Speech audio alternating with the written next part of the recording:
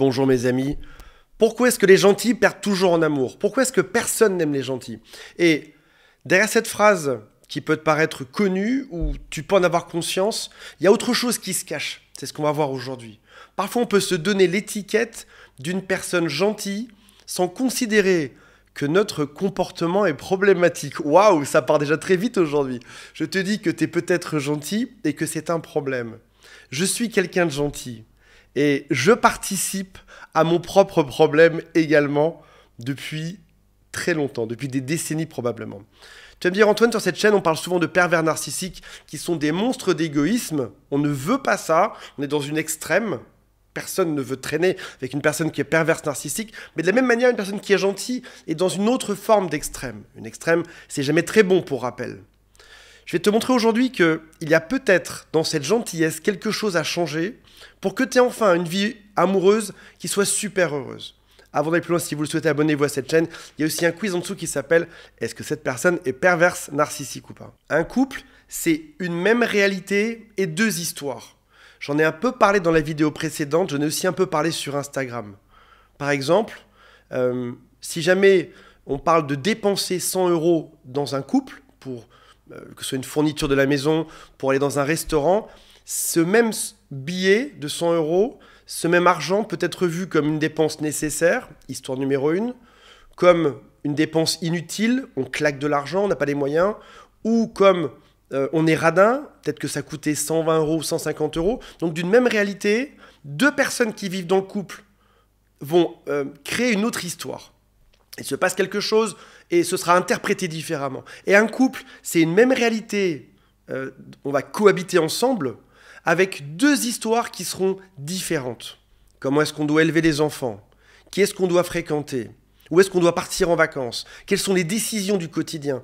C'est des milliers de petites interactions que tu vivras au quotidien et desquelles chacun va sortir sa propre réalité. Donc en gros, on est ensemble dans la même pièce, on vit la même chose, qu'on se mette d'accord, mais il y a deux histoires différentes. Et si tu es gentil, il y a de fortes chances que ton histoire ne soit pas prise en compte. Qui est-ce qui va perdre lorsqu'il y a un conflit, quand il y a un différend? Tout d'abord, il y a celui qui n'aime pas ça. Par exemple, qui a été élevé par des parents qui n'étaient jamais en conflit. Papa et maman se parlaient à peine. On n'a jamais vu de dispute, ils n'ont jamais été en désaccord, ou par exemple, papa accepte toujours de faire comme maman veut, ou l'inverse, et donc tu n'es même pas habitué à ça. Tu sais même pas comment est-ce qu'on gère quelqu'un qui va monter sa voix. Celui qui arrange, celui qui est gentil, va toujours dire « Ok, on fait comme tu veux ». Parce que tu n'aimes pas les conflits, tu vas accepter ce que l'autre te dit. Si tu es gentil, tu vas aussi accepter les compromis. Dans le doute, on doit partir à la montagne ou à la mer, l'autre veut aller à la mer, écoute, on fait comme tu veux, on va aller ensemble à la mer. Tu vas effacer tes propres besoins pour accepter ce que l'autre, c'est même pas qu'il t'impose, c'est que le choix de vie ou l'histoire de l'autre est plus forte, et donc tu vas te contenter de suivre l'autre. Celui qui est haut potentiel, un haut potentiel est une personne qui doute de lui-même en permanence, qui se remet tout le temps en question. Tu es haut potentiel, tu es face à quelqu'un qui est rigide. Évidemment, tu vas aller comprendre ses motivations, comprendre ce qu'il veut, tu comprends et toi ce que tu veux, et toi qui tu es, et ce que l'autre veut, et tu te dis, s'ils veulent à la mer, c'est que c'est super important, c'est qu'on aura un couple qui sera plus heureux par la suite, c'est que ça se passera mieux, donc on va faire comme lui veut. Moi, je peux m'adapter. Ça peut être aussi celui qui est hypersensible. Si tu n'aimes pas les conflits, si tu n'aimes pas les disputes, tu vas accepter ce que l'autre te dit pour éviter que même un petit conflit soit ressenti de manière gigantesque en toi. Tu n'as pas envie de pleurer pendant 3 jours, tu vas dire écoute, mon histoire est différente de la tienne, on va choisir ton histoire, tes décisions, ta vision de la chose. Le dépendant affectif également est quelqu'un qui a peur d'être quitté. Je ferai tout pour ne pas être quitté. Je vais effacer ma propre histoire, ma propre réalité perçue pour qu'on se base sur la tienne. Parce que je m'assure, en acceptant ce que toi tu dis, qu'on restera ensemble par la suite. Ça peut être aussi de la mauvaise foi de l'autre. Admettons que tu sois quelqu'un d'intelligent, d'intelligente. Tu vois que l'autre est en pleine mauvaise foi. Tu comprends son univers, tu comprends sa vision de la chose, tu comprends aussi la tienne. Et tu te dis, ok, il y a de la mauvaise foi, je te donne le bénéfice du doute. Est-ce que l'autre te donnera le bénéfice du doute? Non, parce que c'est marqué gentil sur ta tête. Depuis le premier jour, il sait que tu es une personne qui est gentille et qui acceptera tout. Dans ces deux histoires qui cohabitent, ça peut être aussi un jeu du plus bête qui gagne. Une personne bête, une personne bornée, va juste utiliser parfois son transgénérationnel, on en reparlera dans un instant. Parce que papa faisait comme ça, je vais faire comme ça aussi. Parce que maman était délirante, je serai délirant.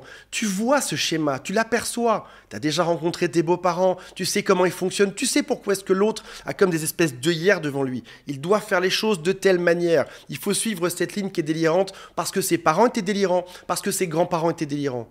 Toi, parce que tu es intelligent, tu comprends ça.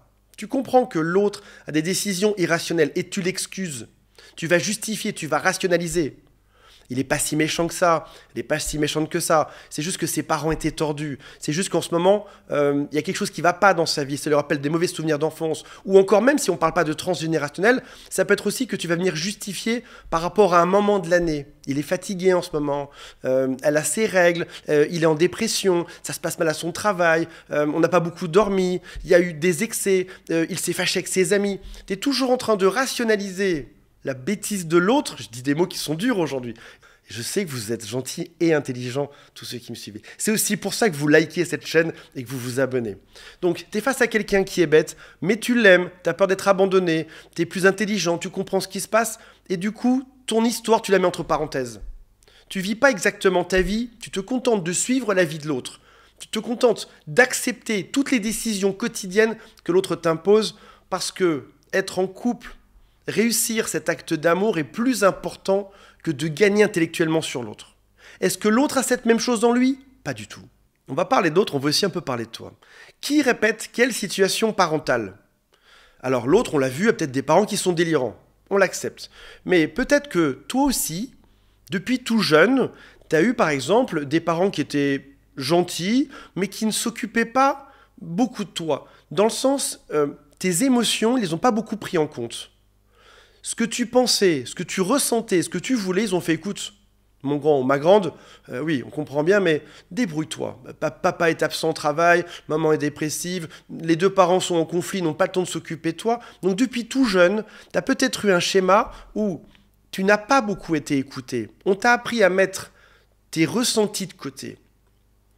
Quoi qu'il se passe dans ta vie, c'est pas très important. Le plus important sera la vie des autres. Et tu vas devoir t'adapter. Tu as été construit depuis ton plus jeune âge, j'en bafouille, à accepter des situations. Tu as été créé comme un robot. Tu as été programmé pour accepter que c'est ce que l'autre pense qu'on va suivre. Ce que toi tu ressens, on n'en a pas grand-chose à faire. De manière évidente. Si toute ta jeunesse, si tes 20 ans chez tes parents, quand tu étais petit, on t'a appris à tolérer, à accepter, à te dénigrer toi-même, à te mettre de côté, qui est-ce que tu vas rechercher comme type de partenaire? Quelqu'un qui se comporte de la même manière. Oui, tu vas pouvoir trouver quelqu'un qui est enfermé bêtement dans ses croyances, qui te dit exactement comment faire, parce que tu préfères à suivre plutôt que de te remettre en question, ou plutôt que d'aller chercher quelqu'un d'autre qui aura le même type de gentillesse que toi. Parce que la chose surprenante là-dedans, et là je tape un peu sur nous, je suis désolé mes amis, on est gentils, mais je tape quand même un peu sur nous. Pourquoi est-ce qu'on ne va pas vers des personnes gentilles? Parce qu'on n'a pas l'habitude de ça. On s'est toujours placé dans le rôle du gentil chien-chien qui veut son sucre, qu'on va féliciter s'il fait quelque chose de bien pour l'autre. Et si maintenant quelqu'un vient prendre en compte tes émotions, c'est quasiment bizarre, t'es pas habitué à ça. Alors, ce qui est surprenant, c'est que peut-être même que dans le domaine amical, ça se passe bien, tu as des copains qui sont très gentils, mais bizarrement, dans le domaine amoureux, tu tombes toujours face à des gens qui sont bornés, qui t'imposent des choses. La raison est simple, c'est parce que la translation évidente, elle se fait du couple parental amoureux vers ta propre vie amoureuse. Pour tes amis, t'as jamais appris ça. Quand tu étais tout petit, tu avais déjà des copains qui étaient sympas. Donc ce sont deux schémas différents qui font qu'il y a cette espèce de dichotomie bizarre entre ta vie amoureuse, où tu tombes sur des gens qui abusent gentiment de toi, mais dans ta vie amicale, ça se passe bien. Et dans ta vie professionnelle, pareil. Quand tu as appris à travailler, je sais pas, à 20 ans, 25 ans ou 28 ans, tu as tout créé à partir d'autres cercles qui n'ont rien à voir avec ton modèle parental. Au bout d'un moment, tu sais même plus qui tu es. Et qui est-ce que l'autre en face de toi, en couple, va chercher? Une personne comme toi, une personne qui dira oui à tout, une personne qui va tout accepter, une personne qui va tout donner. À la fin, tu as une crise un jour. Que ce soit à 30 ans, à 40 ans, à 50 ans, à 60 ans, à 70 ans, tu ne sais même plus qui tu es. Tu vois bien que tu vas toujours enchaîner des relations où l'autre s'impose. Tu vois bien que même si de temps en temps, tu as l'impression d'avoir ton mot à dire, je pense que certains qui écoutent ça se disent « Je ne suis pas si pire que ça. Non, non, c'est pas mon cas. Moi, je sais m'imposer comme il le faut. » Réellement? Les yeux dans les yeux. Les yeux dans les yeux. Réellement? T'as su t'imposer sur la dernière relation, sur celle d'avant? Tu t'es réellement imposé? Est-ce que parfois, sorti de nulle part, t'as dit on fera comme ça et c'est tout? Tu vas me dire non Antoine, je ne suis pas ce genre de personne à dire ça. Je vais réfléchir pour le bien de tout le monde. Ok, donc toi, tu n'as pas osé t'imposer en disant maintenant on fait comme ça et c'est tout. Même une décision bête. Autre question, est-ce que l'autre en face de toi t'a déjà imposé des choses de manière bête? Et là tu vas me dire oui c'est vrai Antoine, peut-être que tu as raison. À force de t'adapter, tu ne sais même plus qui tu es. Tu adoptes toujours la réalité de l'autre. Tu viens compenser l'autre. L'autre est délirant, colérique, s'impose. Tu vas tout faire pour que ça se passe bien. Tu es cette espèce de matelas qui va venir absorber les chocs. Tu es la personne acquise. Tu es la personne qui a du mal à quitter les couples. Des fois, tu le fais, t'en peux plus, t'exploses. On en reparle dans un instant. Tu offres de la gentillesse, tu offres de l'argent, tu offres des services. S'il y a un trajet à faire dans les deux sens, admettons que vous ne soyez pas physiquement au même endroit, tu vas peut-être faire 5 fois le trajet dans un sens quand l'autre le fera une seule fois. Tu sais que si l'autre a un problème, tu seras toujours là. Toi, par contre, si tu as un problème, est-ce qu'il est là, réellement, l'autre? Puis tu te dis, peut-être que j'ai pas fait assez d'efforts. Tu redeviens cet enfant, dans cette espèce de moteur infantile. Est-ce que je mérite l'amour de cette personne ou est-ce que je ne le mérite pas? Et si j'en faisais plus? Et je rumine. À force de t'adapter, un jour, le masque finit par tomber. Le tien, malheureusement. Comme une cocotte minute. Tu finis par exploser. Tu sais, c'est ce cercle qui dit « Je dois être gentil pour être aimé. S'il y a un problème, je dois prendre sur moi. Mais j'accumule du ressentiment. Je me sens de plus en plus mal. Et un jour, il se passe quelque chose, il y a une goutte d'eau et j'explose. L'autre ne comprend même pas. Mince, j'ai explosé. Il va me quitter. J'ai peur. Je dois être gentil. Je dois supporter. Je supporte trop. J'explose. Mince, il va me quitter. Et ça recommence ainsi de suite. Peut-être même qu'aujourd'hui, tu parles plus à tes amis de tes problèmes de couple qu'à la personne avec qui tu es en couple. Tu exploses de manière régulière. Il y a une phrase que j'aime bien qui dit « Le mensonge est un acte coopératif ». Tu sais, des fois, ces gens qui aiment me dire « Antoine, mon partenaire ou ma partenaire ment souvent ». C'est coopératif. C'est-à-dire qu'on choisit de croire les mensonges de l'autre. Ton cerveau inconscient accepte. Il choisit d'accepter ça. Ok. Il a passé une soirée avec une autre femme, un autre homme. J'accepte de penser qu'il y a un doute raisonnable pour qu'il ne se soit rien passé.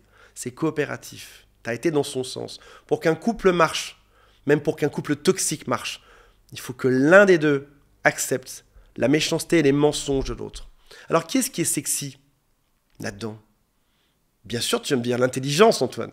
L'intelligence, c'est sexy. Est-ce que tu as l'impression d'être face à quelqu'un d'intelligent quand il te manipule? La bienveillance, c'est sexy. Toi, oui, t'es bienveillant. J'ai aucun doute dessus. T'es peut-être même trop bienveillant. Trop bienveillante. T'en rajoutes beaucoup trop. T'en fais plus. C'est pas ton vrai toi intérieur. Cette bienveillance, c'est juste cette peur d'être quitté, cette peur de créer un drame, cette peur d'être sensible par la suite, cette peur de pleurer pendant quelques jours. Tu vas me dire, Antoine, la beauté, c'est sexy. Il y a quelque chose d'autre qui est sexy. Savoir parler des soucis. Il y a une théorie qui a vraiment ce nom, qui s'appelle la théorie du graffiti, qui expliquait la chose suivante. Dans une école, il y avait des graffitis sur un mur. Et ils ont remarqué que, au plus vite ils recouvraient le premier graffiti qui était créé par de la peinture blanche, moins il y en aurait par la suite. Et au contraire, si tu laisses plusieurs graffitis sur ce mur d'école, tu peux être sûr que 3 jours après, il sera rempli de graffitis. Dans un couple, c'est à peu près pareil. Qu'est-ce que tu laisses passer? Quels sont les premiers petits graffitis que tu laisses passer et que tu aurais dû traiter? Non pas en parlant à tes amis, en parlant dans ton couple. Pourquoi est-ce que tu ne l'as pas fait? Par peur probablement, ou parce qu'on ne t'a juste pas appris à faire ça. Tes parents ne t'ont pas appris à gérer un conflit. Il y a forcément des conflits dans un couple, il faut savoir en parler. Et tu n'as peut-être pas cette expérience, tu n'as peut-être pas cette habitude. Pour toi, conflit égale rupture. Alors qu'en fait, conflit, c'est juste faire une passerelle entre deux réalités. La mienne, la tienne. On va faire une passerelle pour comprendre ce qui s'est passé. Tu me proposes un restaurant chinois, j'aime pas le restaurant chinois. Pour lui, c'est la meilleure soirée de sa vie, pour toi, c'est la pire. On refait une passerelle. Cette passerelle, c'est si mon partenaire n'aime pas ça, on va être dans un autre type de restaurant. Parce que je prends en compte ses besoins parce que j'accepte sa réalité, on fera différemment. Je te parle de restaurant, c'est un exemple qui ne mène pas à une rupture amoureuse, mais pense au dernier conflit que tu as eu dans ton couple, le dernier point de discorde. Est-ce que tu as su aller en parler?